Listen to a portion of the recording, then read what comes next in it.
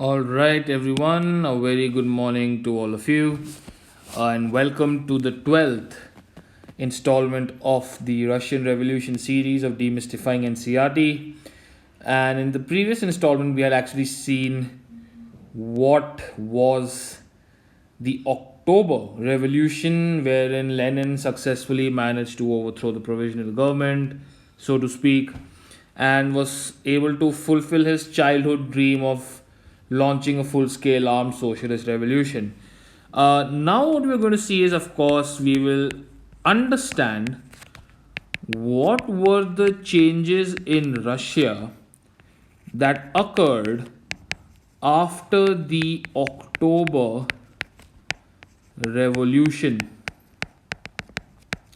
Okay, we are going to be seeing what were the changes that occurred in Russia after the October Revolution. So, the last that we had seen, we had realized that Lenin had finally been successful in overthrowing the provisional government and that the Bolsheviks were now firmly in control of the Moscow Petrograd area, right, and the surrounding regions as well. So the entire zone, right, basically the so-called power center, right, the so-called power center of Russia, the Moscow Petrograd area, that was firmly under the control of the Bolsheviks, headed by this wonderful individual called Lenin, right?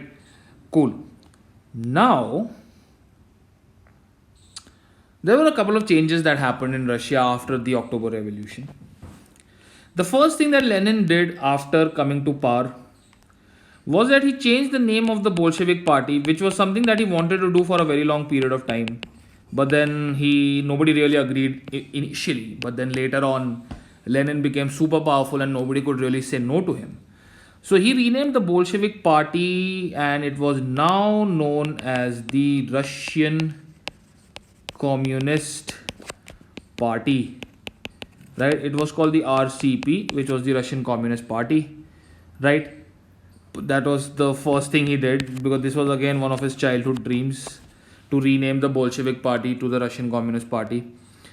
As soon as the Bolsheviks came to power in Russia, what Lenin did was that Lenin declared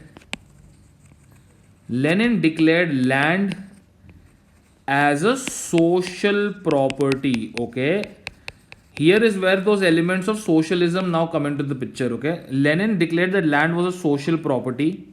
Basically, he abolished. What did he do? He abolished private property. Okay, he abolished private property, declared land as a social property, and he gave peasants the rights. Okay, gave peasants the rights to capture land from the nobility and from their landlords. Is that amply understood? Now, it was no longer illegal for the peasants to go ahead and murder their landlords and capture their lands. It was totally chill as far as Lenin was concerned. Like, he really didn't care. Okay. Cool. So, as you can see, first element of socialism / communism is coming into the picture. Socialism, perhaps in this case. Land is being declared as social property and private property was abolished. Number one. Then, of course, peasants were given the right to capture land from the nobility. That is, of course, that is again a very socialistic principle.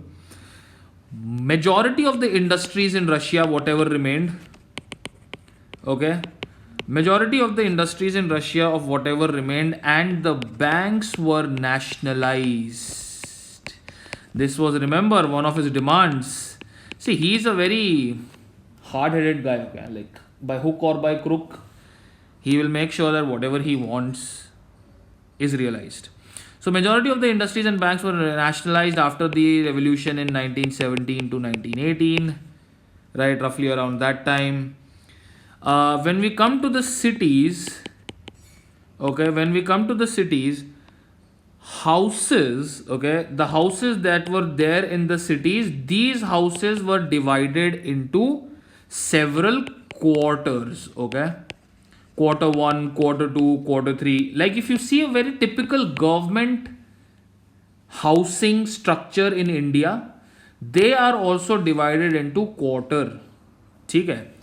That is why sometimes we use the word quarter for house. कि my quarter is not that big or my quarter is really big. So this term can be used for house also. Okay. So houses were divided into several quarters, and these quarters were handed out to people based on the size of their families. One can say this is a really cute thing, but it is debatable. Okay. So these quarters were handed out to people not on their choice. There is no choice and there is no free will anymore. Okay, just realize that. As long as Lenin is there, there is no free will. Okay, so based on the size of the families, the quarters were allocated. Okay. Now there is a really surprising thing that is happening. Bolsheviks, in order to maintain legitimacy, okay, in order to maintain legitimacy, actually conducted normal elections to the legislative assembly. Okay, conducted elections to the legislative assembly. They were of the opinion that they are obviously going to form the majority government, and there is no way that they will ever lose the election. Funnily enough, okay, this is what history is. That's why history is amazing. Funnily enough, the Bolsheviks did not get the majority votes. Okay, did not get the majority, or rather, they did not form the majority in the constituent / legislative assembly. This legislative assembly is actually the constituent assembly. I think the better word is constituent assembly. We could perhaps just, instead of cutting it off, I can just erase it like this. Okay, in the constituent assembly, right? Okay. So they did not get the majority, and of course that really irritated Lenin. Okay, Lenin was like, firstly, I have given you this little gift of conducting elections, namesake elections, and on top of that you do not give me the majority. I really don't care about your whimsical little constituent assembly. I am going to dismiss the entire assembly. Okay, that is how legendary he was. So you realize this little proverb of absolute power corrupts absolutely was true for the Tsar in the beginning. He had absolute power, he became corrupt. Then it was equally true for the provisional government that came after the Tsar. Eventually, they also became corrupt and started harassing people. And now when we come to Lenin, literally the same thing is happening. So these patterns in history are very interesting. Human beings at the end of the day are just the same. Okay. So once he dismissed the entire assembly, Lenin created a rule in which Bolsheviks would become the only party, or rather the so-called Communist Party now. Okay, Bolsheviks will be the only party in Russia. Only party, okay? Only party is a very important word. Only party in Russia which could contest elections. Yeah, that's cute. Okay. Bolsheviks would be the only party in Russia which could contest elections. Okay. So now what happened was, after Lenin passed this law, Russia became a single party state with just one party existing. All the other political parties are banned, and only the Bolsheviks will stand for elections, and only they will win elections. Isn't that wonderful? Okay. So they became a single party state. And here is where Lenin became really menacing. Okay. Here is where problems sort of started. If anyone was found criticizing the Bolsheviks, or if anyone was found speaking against them, the police came into the picture, and the police arrested these people and threw them in jails without trial. Okay, without trial.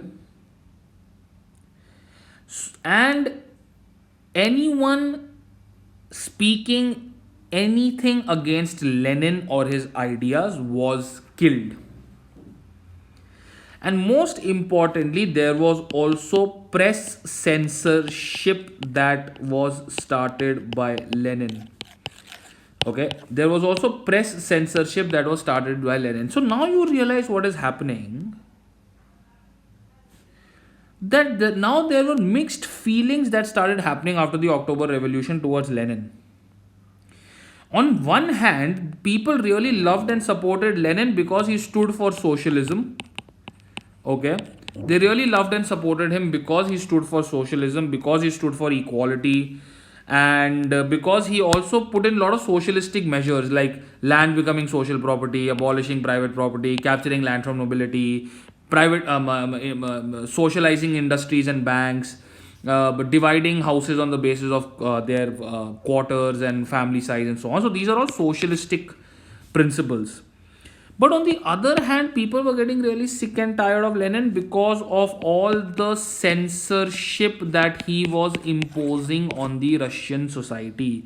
Press censorship, curtailing freedom of expression, curtailing the freedom of choice by launching a single party state. People did not have any alternatives to the Communist Party or the Bolsheviks. So now that becomes a problem, right?